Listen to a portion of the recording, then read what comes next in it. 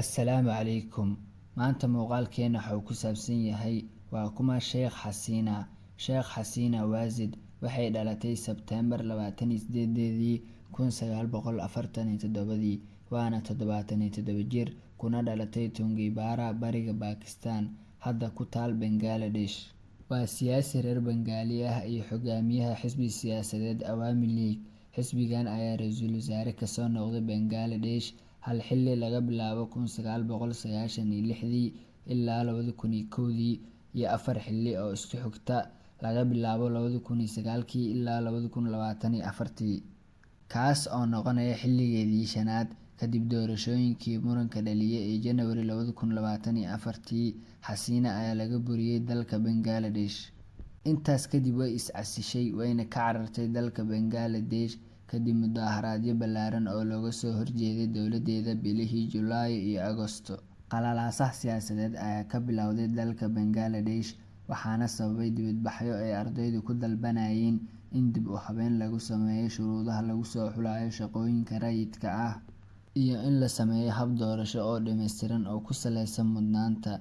Inkasta oo dalabaadkan si weyn loo daboolay toddobaadyadii xigay, mudaharaadyadu waxay u xuubsiibteen dhaqdhaqaaq dowladda kasoo horjeeda, taasoo keentay baaqyo ku saabsan is-casilaadda Xasiina horaantii Agoosto. 5 Agoosto, taliyaha ciidamada Bangladesh ayaa xaqiijiyay in Xasiina ay is-casishay, wuxuuna ku dhawaaqay in dowlad ku-meel gaar ah dhowaan la dhisi doono. Xasiina ayaa u carartay dalka Hindiya, halkaasoo la sheegay inay si ku-meel gaar ah u joogto, waxaana la arkayay boqolaal qof in ay galeen guriga rasmiga ah ee ra'iisul wasaaraha ee ku yaala Dhaka, iyaga oo jebiyay sawirada Xasiina geystayna bililiqo. Haddaba haddii aan galno nolosheedii hore, Xasiina waa gabadh uu dhalay Sheikh Mujibur Rahmaan oo ahaa abaabulihii sababay inay Bangladesh ka go'do Bakistan 1971. Sanadkii 1968 waxay guursatay Waazid Miah oo ahaa saynisyahan caan ah oo reer Bengaaliya. Intii ay ku jirtay jaamacadda Dhaka dabayaaqadii 1960-meeyadii, waxay ku firfircooneyd siyaasadda waxayna u adeegtay aabaheed intii uu xabsiga ugu jiray dowladda Bakistan. Xasiina iyo xubno kale oo qoyskeeda ka mid ah ayaa sidoo kale muddo kooban la xiray 1971 intii lagu jiray dagaalkii xoreynta ee ugu dambeyntii horseeday madax-bannaanida Bangladesh. 15 Agoosto 1975, Xasiina aabaheed oo dhowr bilood ka hor noqday madaxweynaha Bangladesh, hooyadeed iyo 3 walaalo ah ayaa lagu dilay gurigooda iyadoo ay dileen dhowr sarkaal oo militari ah. Xasiina oo dalka ka maqnayd markii uu dilku dhacayay ayaa 6 sano ku qaadatay dibadda inay ku maqnaato. Muddadaas waxaa loo doortay hoggaanka ururka Awami League, kaas oo uu aasaasay aabaheed oo tan iyo markaas noqday urur siyaasadeedka ugu weyn Bangladesh. Kaca siyaasadda markii ay ku soo laabatay dalkeeda 1981, Xasiina waxa ay noqotay qof caan ah oo u dooda dimuqraadiyadda, taas oo keentay in lagu meeleeyo xabsi guri marar badan. Waxay ugu dambeyntii heshay kursi iyada oo ah hogaamiyaha mucaaradka ee baarlamaanka, halkaas oo ay cambaareysay rabshadaha xukunka militariga, waxayna bilowday tallaabooyin lagu sugayo xuquuqda aasaasiga ah ee aadanaha dhammaan muwaadiniinta. Bishii Diseembar 1990, hogaamiyihii ugu dambeeyay ee militariga, Xuseen Maxamed Ershaad, ayaa xilka iska casilay, isaga oo ka jawaabaya amar ay soo saartay Xasiina oo ay si weyn u taageereen dadka Bangladesh. Sanadkii 1991, doorashadii ugu horeysay ee xorta ah ee lagu qabto Bangladesh muddo 16 sano ah, Xasiina waxay ku guuldareysatay inay hesho aqlabiyadda baarlamaanka, waxayna awoodda xukunka u gudubtay mucaaradkeedii Khaleda Zia, hogaamiyaha xisbigii la tartamayay. Xasiina iyo taageerayaasheeda ayaa xisbiga BNP ku eedeeyay daacad darro iyo musuqmaasuq intii lagu jiray doorashada, oo ay weheliyaan xisbiyada kale ee mucaaradka, waxayna qaadaceen baarlamaanka. Falkaas waxa uu dhaliyay mudaharaadyo rabshado wata oo dalka geliyay xaalad qalqal siyaasadeed.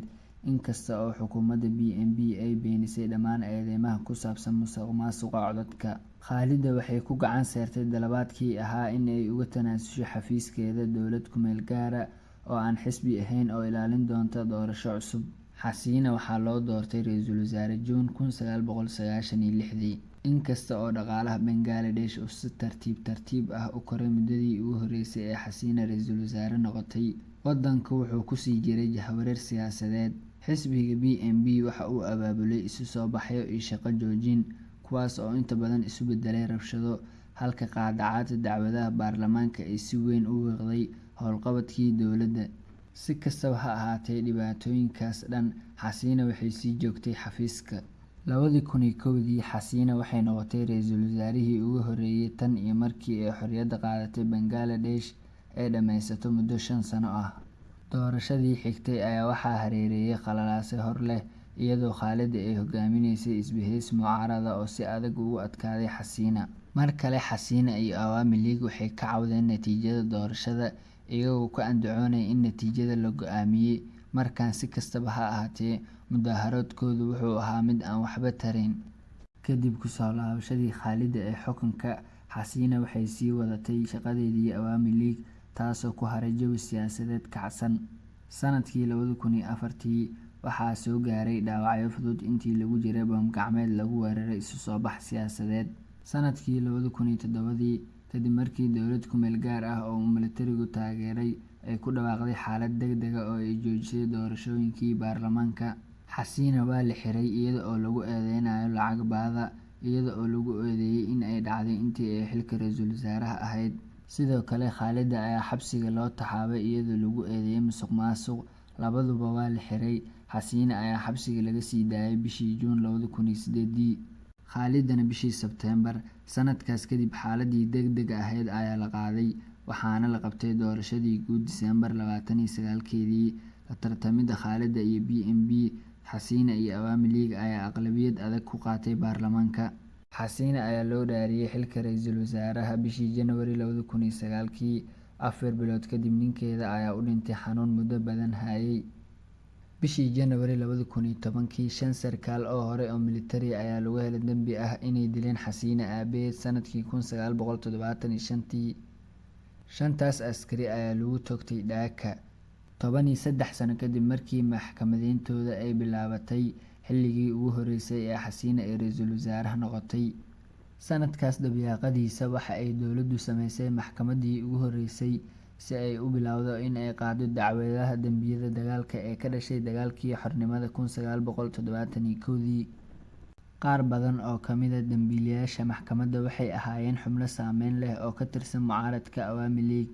Si kastaba ha ahaatee, waxaana taageerayaasha iyo xulafada ay ka dhiidhiyeen maxkamadda iyaga oo ku tilmaamay dano siyaasadeed.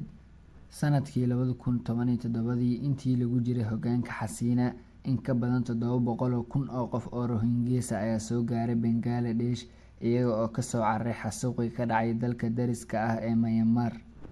Dowladdu waxay siisay magangelyo iyo gargaar, inkastoo aysan siinin sharci qaxootiga, waxayna ka shaqeynaysay sidii ay dadkan dib ugu celin lahayd si iskooda. Dowladdu waxay heshay ammaan caalami ah iyo mid gudaha ah labadaba si ay u caawiyaan Rohingya, laakiin walaaca ayaa sii kordhay oo ku saabsan sidii xal waara loogu heli lahaa dhibaatada. Dhanka kale, Xasina iyo xisbigeeda waxay la kulmeen eedeymo ah inay caburinayaan mucaaradka intii ay xukunka hayaan.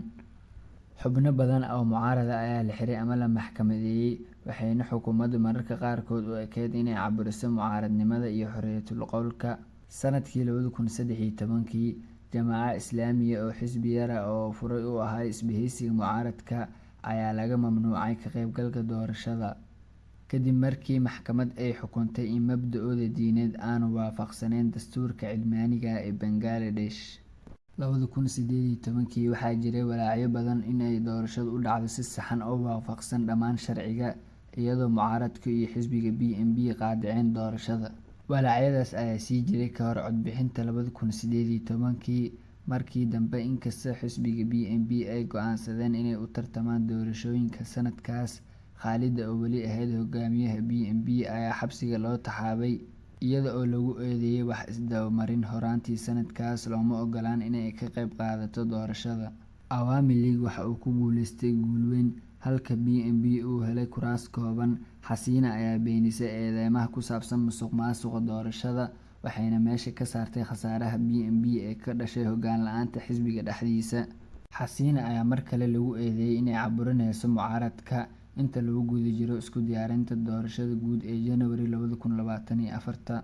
Sida laga soo xigtay BNB, in ka badan 20,000 oo ka mid ah hogaamiyayaasha BNB, xubnahooda iyo taageerayaashooda ayaa la xiray, taas oo qayb ka ah olole weyn oo bilowday Oktoobar 2023. Caburintan lagu eedeeyay ayaa horseeday dhacdooyin yar oo rabshado ah oo ay ku jiraan gubidda tareen iyo xarumaha codbixinta.